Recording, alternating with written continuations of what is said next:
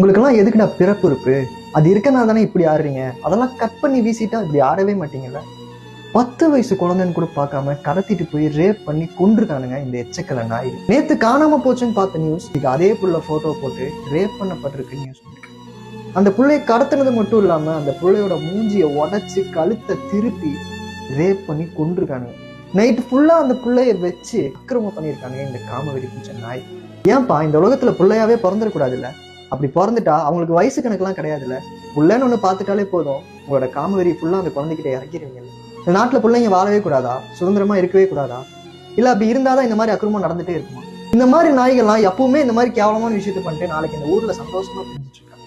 அந்த 10 வயசு புள்ள அதோட வாழ்க்கையில என்னென்னமோ நினைச்சு என்னென்னமோ ட்ரீமோட ஸ்கூல்ல நோக்கி போயிருக்கு. ஆனா அந்த பிள்ளையோட வாழ்க்கை மட்டும் இல்லாம அந்த பிள்ளையோட குடும்பத்தோட வாழ்க்கையை இன்னைக்கு சில்லறையா சிலரி போச்சு. நம்மளாம் மாற்றம் வேணும்னு கேட்டு இப்படி ஒரு புது ஆட்சியை கொண்டு வந்து நிறுத்திருக்கோம்.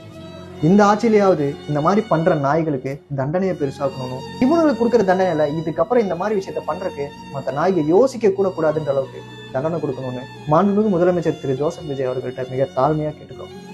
மிகப்பெரிய தண்டனையா இந்த நாய்களுக்கு தூக்கு தண்டனை கொடுக்கணும்னு மிக தாழ்மையா கேட்டுக்கிறோம். அந்த பிள்ளையோட ஆத்மா சாந்தியடைய எல்லாம் இறைவனே வேண்டி இனி இப்படி நடக்காதுன்னு நம்புவோம். தண்டனைகளை பெருசாக்கணும், இந்த நாய்களுக்கு தூக்கு தண்டனை கிடைக்கணும்னு வேண்டிப்போம்.